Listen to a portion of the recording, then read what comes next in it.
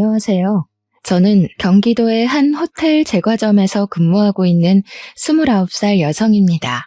얼마 전에 연차를 내고 제가 어린 시절에 다녔던 초등학교를 가봤어요. 어릴 때는 학교 운동장이 정말 커 보였는데 어른이 돼서 다시 가보니 정말 작더라고요. 초등학교를 둘러보니 문득 이뤄지지 않은 첫사랑을 평생 가슴속에 품고 산다는 말이 생각났습니다. 이 말 살면서 한 번쯤은 들어보셨죠? 모두가 그랬듯 어렸을 때 제 첫사랑 또한 참 순수했어요. 손만 잡아도 두근거리고 붙어만 있어도 종일 기분이 좋았답니다. 그렇게 마음속에서 잊지 않고 품고만 살다가 성인이 되어서 다시 첫사랑을 만나게 되었어요. 그것도 참 우연히 말입니다. 그의 이름은 바로 김동규인데 제가 왜 이런 말로 사연을 시작하냐면 첫사랑은 마음속에 품고만 살았어야 했다는 걸 알려드리기 위해서예요. 저는 아쉽게도 20년 전 첫사랑이 준 달콤한 추억거리 때문에 어른이 되어서도 첫사랑한테 많이 휘둘리고 말았거든요. 결혼은 현실이라는 말이 있듯 추억거리로는 절대 이뤄줄 수 없었던 제 결혼에 대해 여러분께 들려드리고자 합니다. 동규와 저는 초등학교 때 서울의 같은 동네에서 살면서 가족처럼 지냈던 사이였습니다. 부모님들도 서로 알 정도로 친했고 학교 끝나면 저와 동규는 매일 온 골목길을 뛰어다니며 놀았어요. 그러다가 배고프면 우리 집이든 동규네 집이든 어디든 들어가서 밥을 먹고 또 놀곤 했습니다.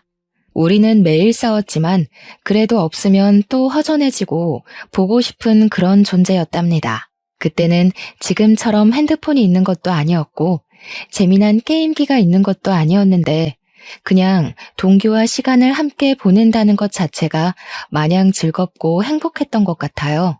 우리는 정식으로 사귀는 사이는 아니었지만 친구들은 모두 우리가 사귄다고 생각했고 우리 또한 그것을 딱히 부정하지 않았어요. 그냥 자연스럽게 서로 좋아하는 사이가 되었고 학교가 마치고 저녁 시간 전까지 매일매일을 함께 보냈답니다. 그렇게 매일 놀다가 제가 경기도로 이사를 했어요. 그때는 핸드폰이 없어서 메신저로 한 번씩 연락하고 방학이 되면 제가 서울로 놀러 가기도 하고 동규가 경기도로 놀러 오기도 하면서 만남을 이어갔습니다. 그러다 고등학생이 되면서 자연스레 연락이 끊겨버렸어요. 제가 고등학교 2학년 때였습니다. 처음에 경기도로 이사 왔을 때는 집이 30평대 아파트였는데 이사하더니 20평으로 또 이사하더니 10평대의 빌라에서 살게 되었습니다. 알고 보니 아버지가 사업한다고 경기도까지 왔는데 사업이 잘 풀리지 않아 경제적으로 몹시 어려운 상태가 되었어요.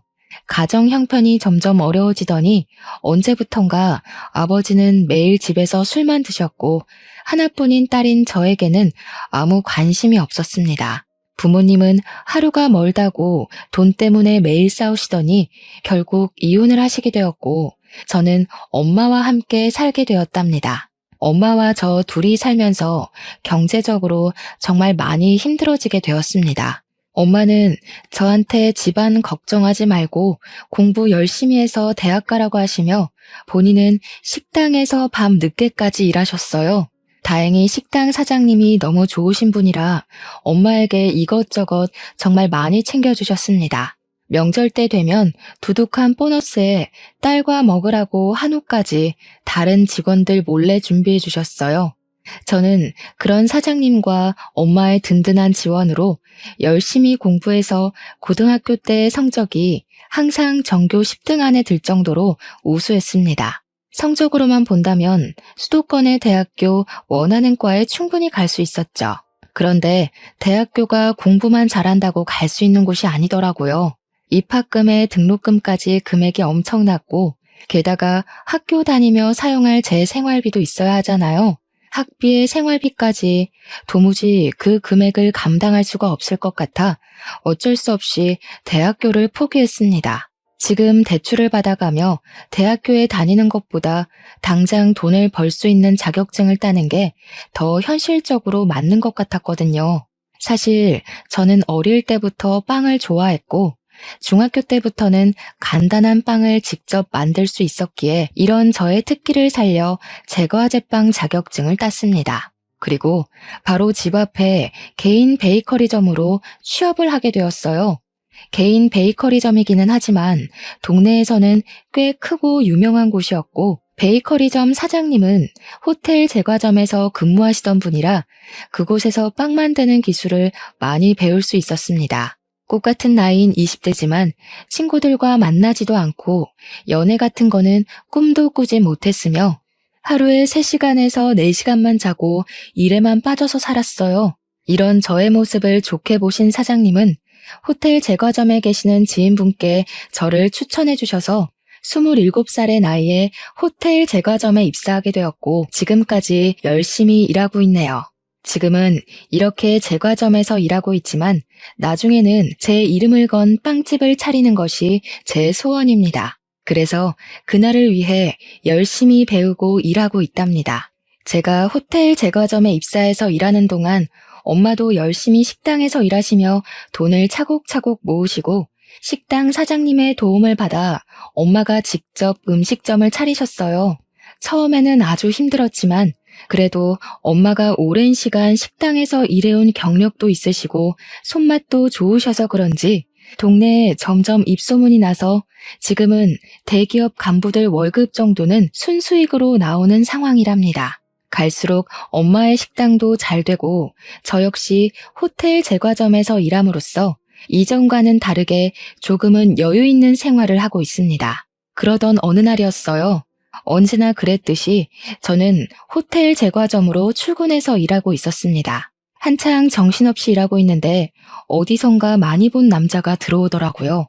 자세히 보니까 어릴 때 서울에서 같이 놀던 김동규였습니다. 10대 때 헤어진 우리가 20대가 되어 생각지도 못한 장소에서 만나서 신기하기도 하고 너무 반가웠어요. 동규에게 아직도 예전에 그곳에서 사느냐고 물었더니 20살 때 어릴 적 같이 살던 서울에서 경기도로 이사를 했대요.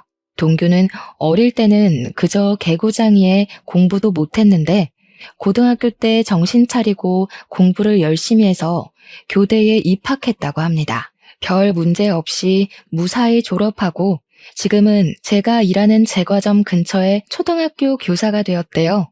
그러면서 어머니 생신이라서 케이크를 사러 왔다고 하며 오늘은 생신 파티로 바로 가봐야 하니 내일 다시 보자고 했어요.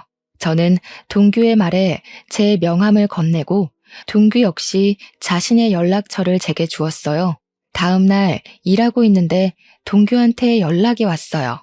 어제 만나서 반가웠고 케이크를 직접 만든 거냐고 너무 맛있었다고 하면서 맛있는 케이크 만들어 주었으니 오늘 저녁밥을 사겠다고 했습니다. 저녁에 저도 별일 없었기에 우리는 퇴근 후 만나기로 했어요. 평소에는 잘만 흘러가던 시간이 그날은 느리게 흘러갔습니다. 1년 같은 하루가 지나 퇴근하고 만나기로 한 식당으로 향했어요. 동규는 학교에서 바로 와서 정장을 입고 있었습니다. 어릴 때 동규는 그저 개구쟁이였고 통통했는데 성인이 된 동규는 외모도 깔끔하고 키도 크고 참 멋져 보였어요. 반면에 저는 온종일 빵가루 묻히며 일해서 옷도 펑퍼짐하고 신발도 운동화 차림이라 뭔가 부끄럽더라고요. 지금 어디서 살고 있냐고 물어보니 동규는 우리 집에서 30분 거리에서 살고 있었습니다. 그날 우리는 간단히 맥주를 한잔하며 그동안 살아온 이야기를 했어요. 동규는 우리 부모님이 이혼했다는 소리를 듣고 놀라기도 하고 그동안 힘들었겠다며 위로를 해주었습니다. 아버지 없이 엄마와 둘이 사는 그 심정을 누구보다 잘 안다고 하며 동규 역시 엄마와 둘이서만 살고 있다고 했어요. 어쩌다가 그리 됐냐고 물으니 동규의 아버지는 동규가 20살 때 회사에서 일하시다가 사고로 갑자기 돌아가셨다고 합니다.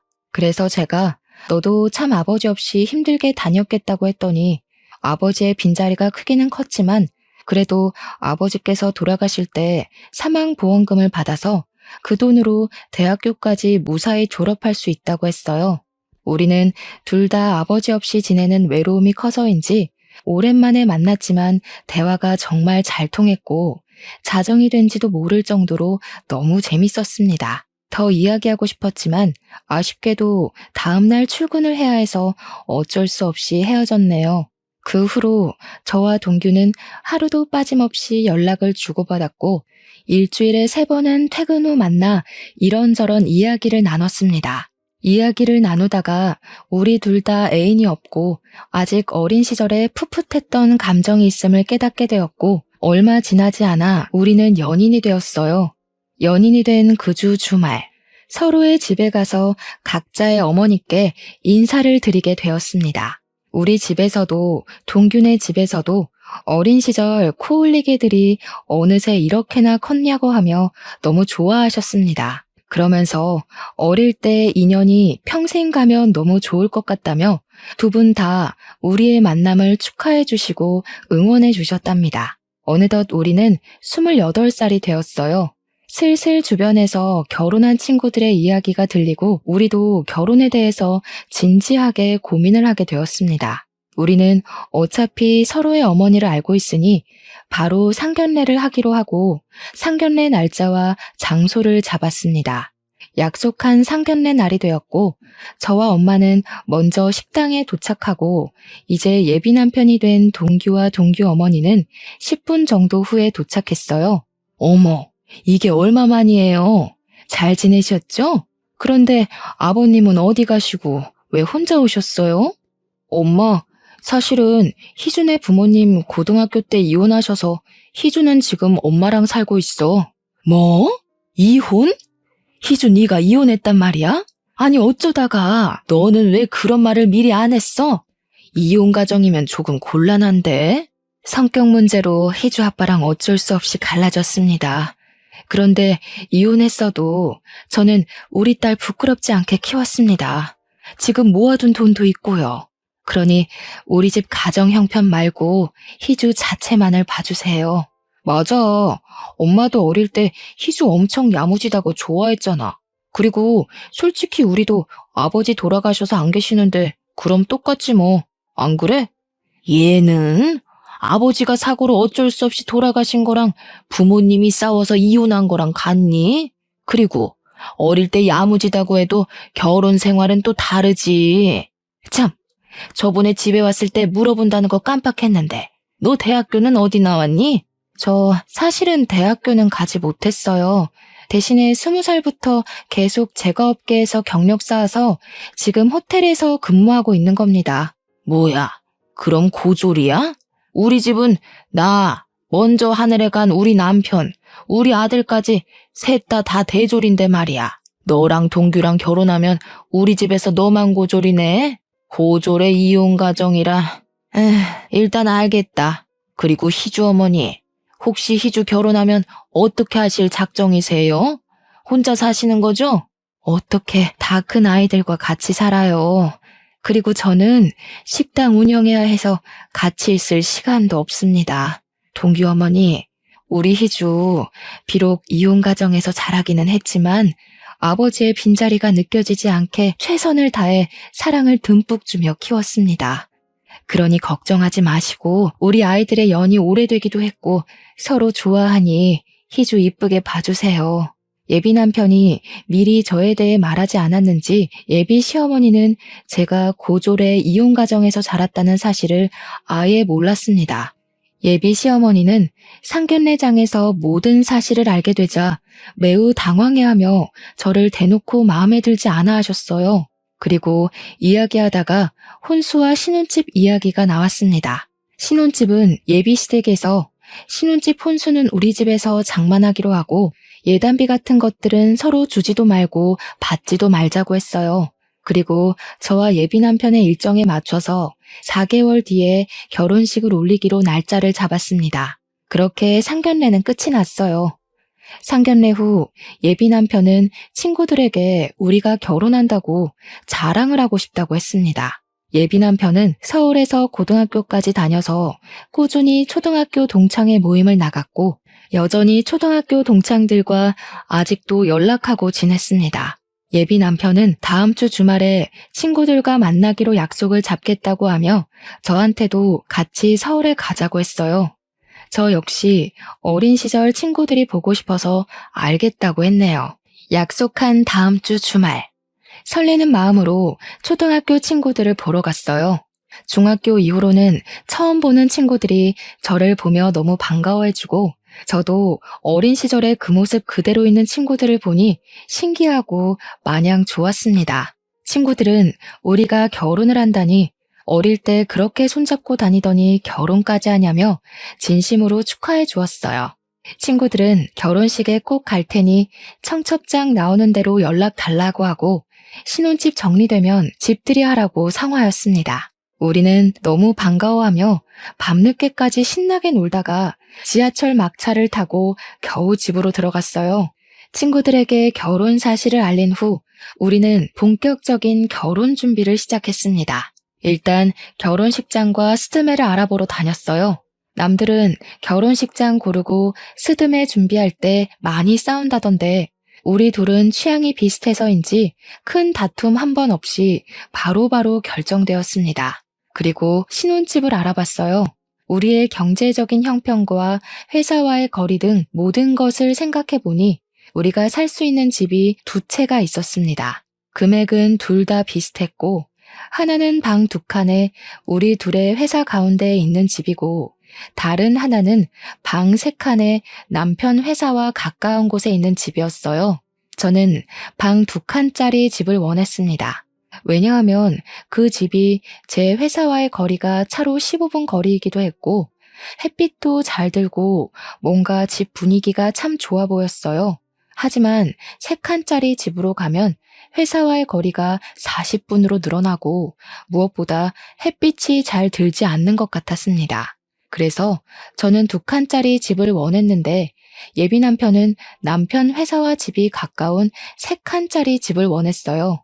거리도 거리였지만 남편 주변에 결혼한 형들이 아이 생기고 나서 아이 방 만든다고 이사 다니면 힘드니까 신혼집은 되도록 큰 곳으로 구하라고 했대요. 게다가 방 3칸짜리 집은 전에 살던 집주인이 해외로 이민 가면서 냉장고, 세탁기, 장롱, 에어컨 등 어지간한 것들을 다 두고 가는 상황에다가 집주인 성격이 깔끔해서인지 가구들 상태도 최상급이었습니다. 거의 풀옵션인 상황이라 따로 살 것은 침대밖에 없었어요. 예비 남편은 보기 드문 풀옵션에 우리도 결혼하고 아이가 생길 텐데 그때를 생각해서 아예 방이 3개 있는 집을 신혼집으로 하자고 했습니다. 저는 처음에는 반대했지만 남편의 말을 들어보니 틀린 말은 아닌 것 같아서 남편의 말에 수긍하기로 했어요. 회사와 집의 거리가 멀다는 것이 문제이기는 했지만 저는 출퇴근 시간이 규칙적이지 않아서 아예 새벽 아니면 오후에 출근을 하는 반면 예비 남편은 차가 많이 다니는 시간에 출퇴근하니 차라리 남편의 회사가 가까운 곳으로 가는 것이 더 낫겠다는 생각이 들었어요. 그래서 방 3칸 집을 우리의 신혼집으로 결정했습니다. 저와 예비 남편은 예비 시댁에 가서 방 3칸짜리 집으로 정했다고 말씀드렸어요. 예비 시어머니는 위치며 집 크기, 그리고 풀옵션인 것까지 너무 좋다고 하셨습니다. 집 크기도 그러고 위치도 우리 집이랑 가까워서 좋기는 한데 그럼 침대만 새로 들이면 되는 거 아니야? 요새 결혼은 반반 결혼이 대세라던데. 그러면 어차피 침대 얼마 하지도 않으니 집 살 때 반반 부담하자. 어때? 반반이요? 원래 집은 해주신다고 하시지 않았나요? 그렇긴 한데 그때는 네가 혼수를 다 장만했을 때고 지금은 혼수 장만 다 안 해도 되는 상황이잖아. 그리고 희주 너도 결혼할 때 뭐라도 해와야지 나중에 말이 없잖아. 안 그래? 그니까 그냥 반반씩 부담해서 집 계약하자. 예비 시어머니는 집을 해주시기로 했는데 갑자기 집값을 반반 부담하자고 하셨습니다. 저는 저 혼자 결정할 문제는 아닌 것 같아서 저희 엄마와 의논해보고 알려드리겠다고 했어요. 그날 집에 와서 엄마에게 이런 상황을 말씀드리니 엄마 역시 예비 시어머니와 같은 생각이라며 너무 아무것도 안 해가면 나중에 말이 나온다고 하셨습니다. 어차피 지금 상황이 혼수는 거의 할 것 없고 침대 솔직히 그다지 비싸지도 않으며 게다가 엄마와 제가 꾸준히 일하고 있으니 경제적으로도 어렵지 않다며 반반으로 하자고 하셨어요. 저 역시 어차피 결혼하면 부부는 경제 공동체로 같이 생활하는 것이기에 반반으로 부담하는 것이 바르다고 생각되어 예비 시어머니의 말에 따르기로 했습니다. 그래서 저와 예비 남편이 함께 그 집을 마련했어요. 당연히 명의도 공동 명의로 했답니다. 신혼집을 구했으니 이제 침대를 알아보러 다녔어요. 내 주변에 결혼한 언니들의 이야기를 들어보면 신혼 때 아예 훗날 태어날 아기까지 생각해서 큰 침대를 사는 게 좋다고 들었습니다. 저와 예비 남편은 둘 다 아기들을 좋아해서 결혼하면 바로 아기를 가질 생각이었기 때문에 패밀리 침대를 사기로 하고 바로 계약했습니다. 그런데 예비 남편이 그 옆에 있던 1인용 침대도 사자는 것입니다. 싱글 침대는 왜 사냐고 했더니 부부 침실로 사용할 큰 방을 빼면 방이 2개가 남는데 이 방 중 하나를 게스트룸처럼 사용해서 어머니들이 오시면 그 방에서 주무시게 하자는 거예요. 사실 아기 생기기 전까지 방 하나는 남편 취미방으로 사용하고 다른 방 하나는 제 서재로 사용하려고 했는데 뭐 이렇게 하는 것도 나쁘지 않겠다 싶어 싱글 침대도 계약하고 작은 장롱까지 계약했습니다. 이렇게 가구까지 다 샀고 결혼식 전에 가구만 집에 들이면 되었어요. 이어서 웨딩 촬영도 하고 청첩장도 만들었습니다. 저와 예비 남편은 지인들에게 청첩장을 돌리며 행복하게 살 날만 손꼽아 기다리고 있었어요. 그러던 어느 날 일하고 있는데 예비 시어머니한테 전화가 왔습니다. 지금 제가 일하는 곳 근처에 볼 일이 있어서 왔는데 잠깐 나올 수 있냐는 거예요. 마침 한가한 시간이라 잠깐 시간이 될 것 같아 30분 정도는 여유 있으니 가겠다고 했습니다. 예비 시어머니는 호텔 안에 카페에 있을 테니 그곳으로 오라고 하셨어요. 점장님께 말씀드리고 카페에 가보니 예비 시어머니가 앉아있고 저를 보더니 반가워하셨습니다. 지나가는 길에 잠깐 얼굴 보고 싶어서 들렀다며 결혼 준비하느라 바쁠 텐데 신경을 많이 못 써줘서 미안하다고 하셨어요. 그래도 둘이 참 기특하네. 이렇게 알아서 준비를 척척하고 말이야. 사실 오늘 내가 부탁이 하나 있어서 잠깐 보자고 했어. 내가 피부가 좀 예민해서 실크 이불 아니면 잠을 못 자. 그리고 허리도 좋지 않아서 침대 매트리스도 저렴한 거 쓰면 못 잔단다. 그 점 염두에 두고 침대 주문하라고 부른 거야. 네? 갑자기 그건 무슨 소리예요? 어머니, 이불이랑 침대도 사야 하는 거였어요? 얘는 너희 신혼집에서 나랑 같이 살기로 했잖아. 그래서 작은 방에 내 침대랑 장롱 드린다며. 그 방이 내 방이라고 해서 나 너희 결혼 날짜에 맞춰서 집도 내놨어.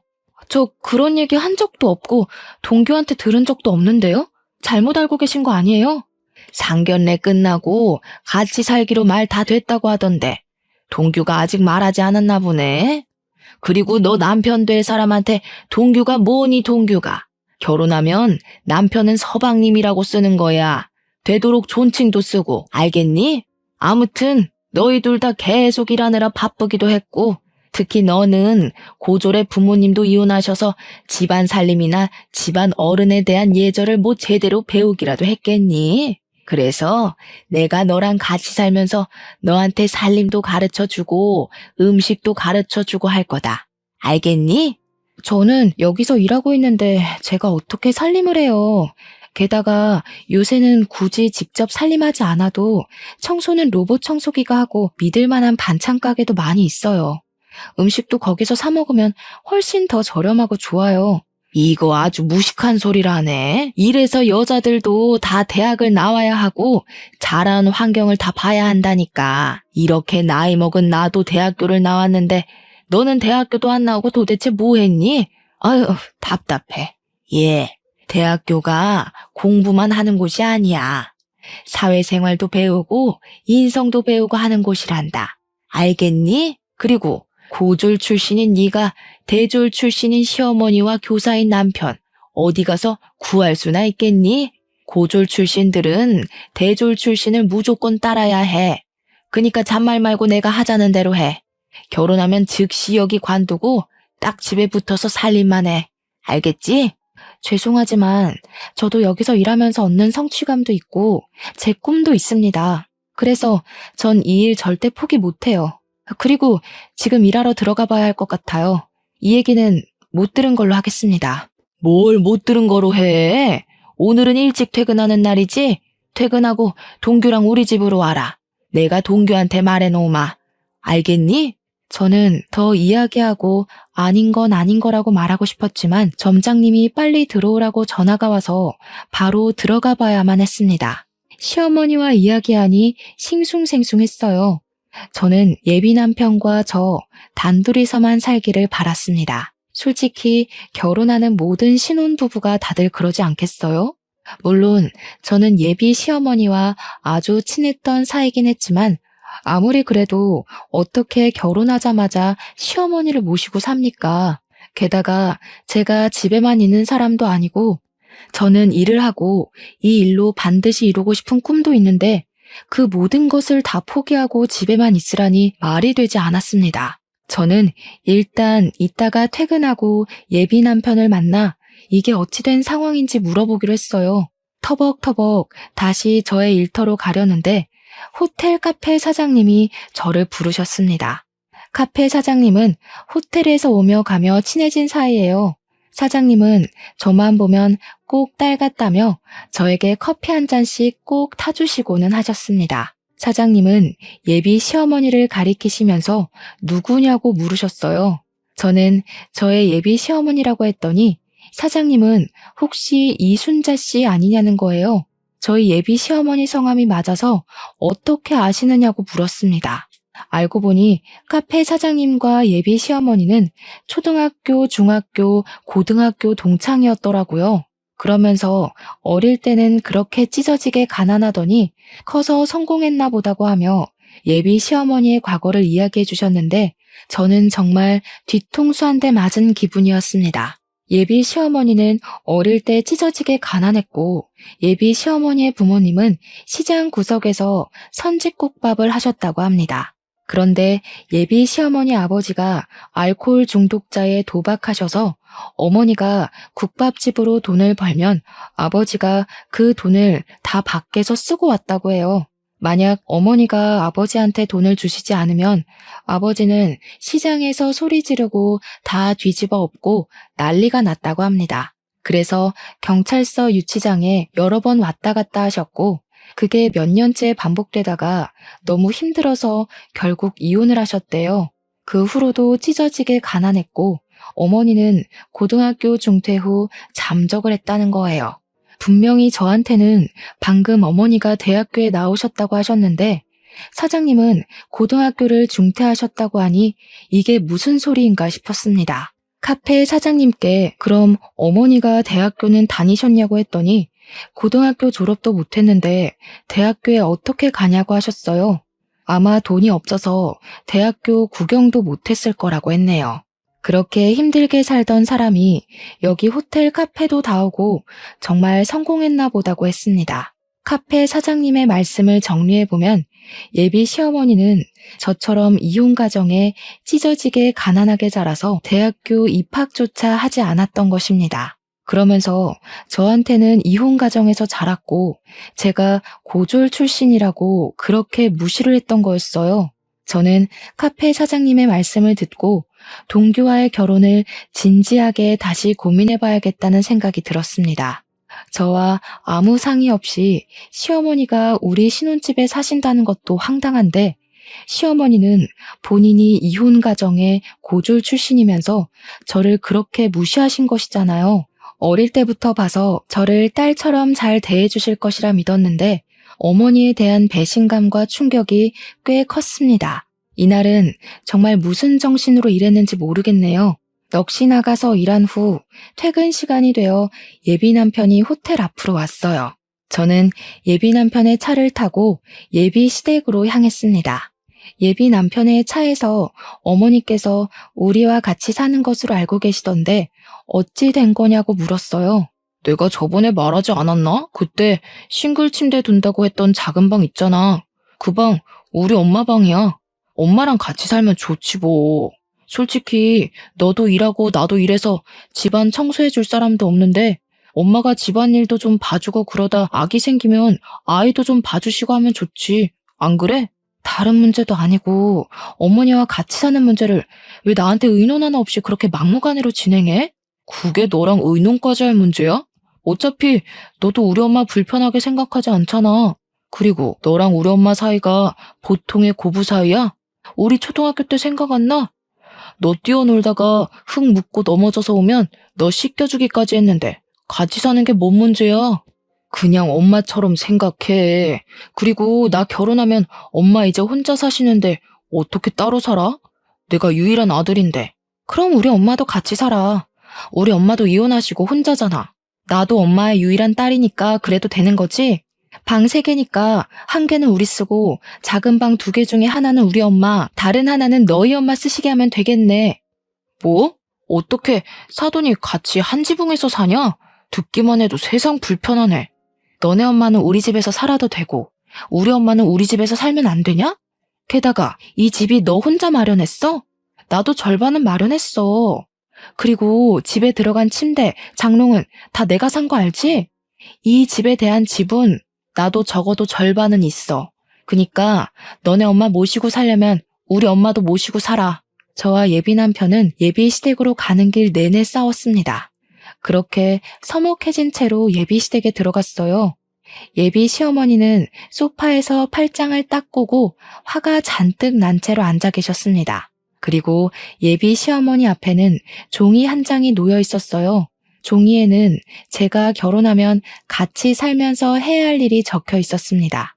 예비 시어머니는 제가 오자마자 저한테 종이를 던지셨어요. 내용을 보니 예비 남편 집의 제삿날 친척들의 생신이 쭉 적혀 있더라고요. 봤니? 네가 이혼 가정의 고졸 출신이라 아무것도 모를 것 같아서 얘기하는데 자고로 여자가 시집 가면 시댁의 행사는 목숨보다 귀히 챙기는 거다. 알겠니? 그리고 조금 있으면 명절이지? 명절날에는 친정에 갈 생각 추호도 하지 말아라. 출가 외인이라고 들어봤지? 고졸 출신이라 모르나? 시집간 딸은 남이라는 뜻이야. 이제 친정은 못 가. 그리고 만약에 내가 아프면 나 요양원에 보낼 생각하지 말고 평생 네가 날 돌봐야 한다. 그게 며느리고 여자야. 알겠니? 글쎄요, 이건 아닌 것 같은데요. 옛날에야 남자가 집도 해주고 경제적으로 도움을 주니까 그렇게 살아왔지만 이제 시대가 변했어요. 여자도 같이 일하고 집도 같이 준비해오는 마당에 왜 여자라는 이유로 이렇게까지 해야 하죠?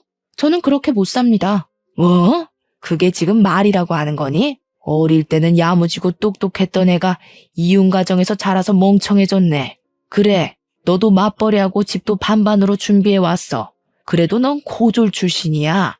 태생이 고졸이라고. 지금 조건을 비교해봐라. 네가 우리 동규처럼 좋은 대학을 나왔니? 아니면 집안이 좋기를 하니? 고졸 출신의 이혼 가정에서 자란 너 따위가 대졸 출신인 시어머니와 교사인 우리 동규 같은 좋은 신랑감 어디 구할 수 있을 것 같아? 그니까 잔말 말고 고졸 출신인 너는 대졸 출신인 내 말을 무조건 따라야 해. 결혼하면 같이 살고 너는 회사 관두고 집에서 나한테 집안일 배워라. 알겠니? 자꾸 저한테 저는 고졸 출신이고 어머니는 대졸 출신이시니 어머니의 말씀을 따르라고 하시는데 어머니, 대학교 졸업장 한번 보여주실 수 있으세요? 저 어머니 대학교 나왔다고 말만 들었지 증거는 하나도 못 봐서요.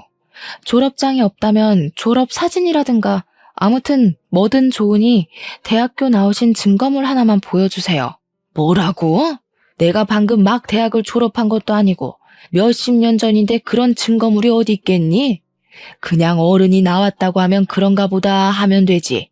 무슨 증거를 찾고 난리야? 어머니, 요새는 폐교한 대학교 졸업 증명서도 다 뽑을 수 있어요. 맘만 먹으면 동사무소에 가서라도 아니면 인터넷으로도 졸업 증명서 발급받을 수도 있는데 한번 해볼까요? 어머니 대학교 어디 나오셨어요? 얘가? 내가 설마 대학교 나온 거를 거짓말할 사람으로 보이니? 이게 진짜 정신 나갔나? 지금 시모한테 대들어? 어머니, 사실 아까 어머니와 제가 있던 그 카페 사장님이 어머니의 초등학교, 중학교, 고등학교 동창이시더라고요.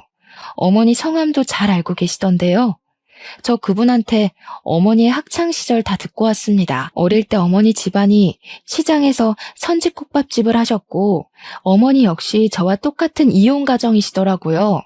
게다가 대졸은 무슨 고등학교도 졸업을 못 하셨던데 만약에 제가 알고 있는 이 사실이 아니라면 대학교 다니셨던 증거 내일까지 보여주세요. 동사무소 가셔서 신분증 보여주시면 아마 뽑아줄 겁니다. 이게 다 무슨 소리야? 엄마 동네에서 공부 제일 잘해서 동네에서 유일한 대졸자 아니었어? 할아버지가 일찍 돌아가셔서 힘들었지만 공부는 제일 잘해서 장학금 받고 대학교도 졸업했다면서.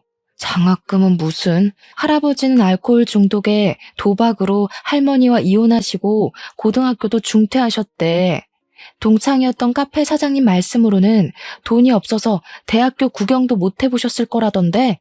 그래, 나 고등학교 중퇴했고 우리 부모님은 이혼했다. 그게 뭐? 이 나이에 그게 무슨 상관인데? 맞아요. 어머니가 어떤 환경에서 자랐고 학벌이 좋든 말든 상관없죠. 저도 어머니가 대졸이든 중졸이든 초졸이든 아무 상관없고 어머니가 이혼 가정에서 자라시든 말든 상관없어요. 그렇지만 적어도 거짓말은 하지 마셨어야죠. 그리고 어머님 본인처럼 이혼 가정에서 자란 예비 며느리를 그렇게 무시하고 싶으셨어요? 한 가지 더. 아까도 말했듯이 신혼집 장만할 때 저도 반 보탰습니다. 게다가 혼수도 제가 다 장만했는데 제가 왜 어머니를 모시고 살아야 해요? 저는 그리 못 삽니다. 야, 그냥 같이 살면 되지. 그게 그렇게 어려운 일이야? 그럼 네가 모시고 살아. 너는 너네 엄마 모시고 살고 나는 우리 엄마 모시고 살면 되겠네. 그냥 그렇게 하자. 우리 결혼이고 뭐고 다 취소하고 그냥 따로 모시고 살자. 이미 친구들이며 직장 동료들한테 청첩장 다 뿌렸는데 인제 와서 이럴 거야? 어떻게 결혼을 취소해? 너는 결혼 앞두고 파혼했다 하면 안 부끄럽겠니? 그래도 이혼보다는 파혼이 100배는 낫지. 나는 너네 엄마의 허언증이랑 이 상황이 뭐가 문제인지도 모르는 너와 함께 못하겠다. 우리 그냥 이쯤에서 끝내자. 그 길로 저는 예비시댁에서 나왔습니다. 그리고 집에 가서 엄마한테 예비 시어머니의 실체에 관해서 이야기하고 이래서 파혼할 것이라고 말씀드렸어요. 엄마는 그런 일이 있었느냐고 하며 내가 돈이 없어서 공부를 못 시킨 게 후회된다고 하며 마음 아파하셨습니다. 그런 엄마를 보는데 제 마음도 너무 속상했어요.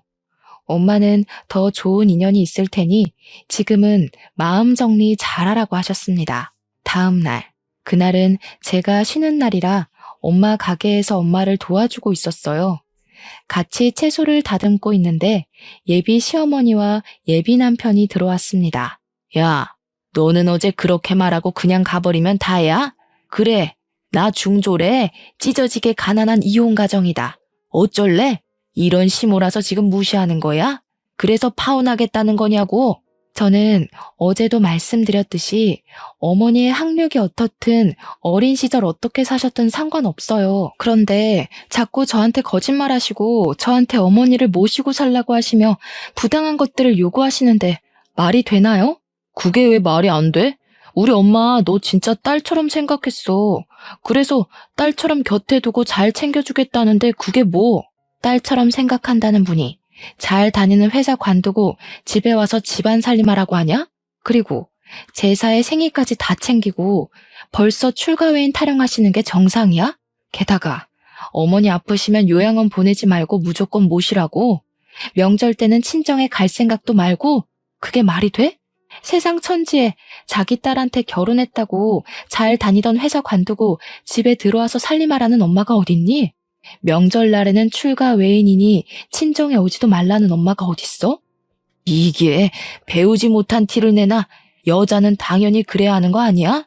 그러는 그쪽은 뭐 그러셨나요? 개구리가 올챙이적 기억 못한다더니 딱 그 꼴이네요. 우리 애들 초등학교 시절 때 그쪽 시어머니 치매 오셨죠? 그때 그쪽 남편은 집에서 모시자고 그러고 그쪽은 요양원에 보내자고 하면서 매일 싸우셨잖아요. 본인은 그래놓고 우리 딸한테는 그쪽 치매 걸리면 그쪽에 똥오줌 다 치우라는 겁니까? 명절 때는 또 어땠고요? 명절 아침에 해 뜨자마자 시댁에서 탈출했다고 좋아하던 사람이 누군데 우리 애한테는 친정에는 가지도 말라고 해요? 그쪽이나 제대로 하고 이런 요구하세요. 아시겠어요? 당장 나가요. 영업방해죄로 신고할 테니까. 엄마가 예비 시어머니의 과거 행적들을 하나하나 말하자 예비 시어머니는 아무 말도 못하고 그저 소리 지르고 화만 냈습니다. 끝까지 나가라고 했지만 끝까지 두모자가 나가지 않고 행패 부리길래 결국 경찰을 불러서 그들을 쫓아냈어요. 이렇게 저는 파혼하고 지금은 엄마와 저 둘이서 다시 예전처럼 오붓하게 살고 있답니다. 예식장과 신혼집, 가구 등을 다 취소하면서 위약금을 많이 물기는 했지만 인생 공부했다 생각하고 있어요.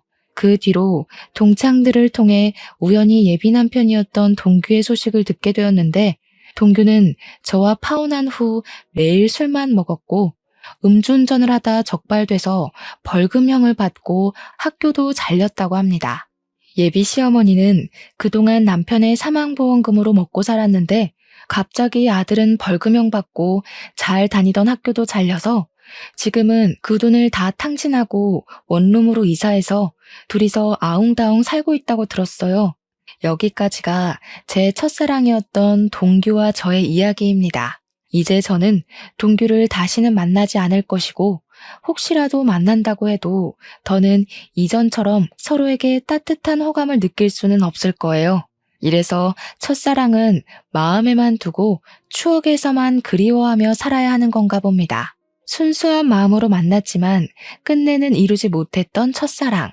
오늘 이 사연과 함께 보내버리고 당분간은 저의 꿈을 위해 열심히 달리려고요. 그러다 보면 제게도 언젠간 좋은 날이 오겠죠? 그날을 향해 오늘도 힘내겠습니다. 저의 긴 사연을 들어주셔서 감사합니다.